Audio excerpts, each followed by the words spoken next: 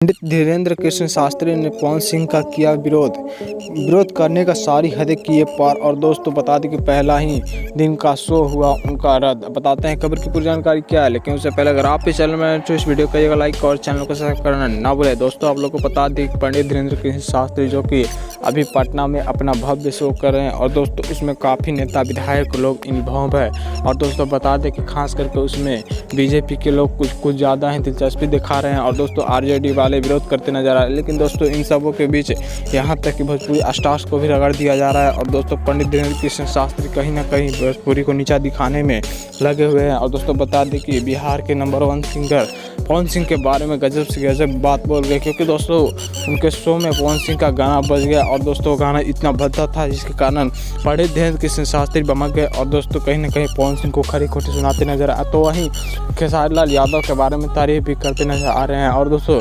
खेसारी लाल यादव का इतना बड़ा तारीफ किए हैं जिसके कारण खेसारी लाल यादव के फैंस बहुत ही खुश हुए हैं और दोस्तों वहीं पे पवन सिंह के फैंस नाराज है। लेकिन दोस्तों क्या पंडित धीरेन्द्र कृष्ण शास्त्री को ऐसा करना चाहिए था या नहीं, कमेंट बॉक्स में आप ज़रूर लिखिएगा। और दोस्तों क्या पंडित धीरेन्द्र कृष्ण शास्त्री को आप कितना दिल से मानते हैं?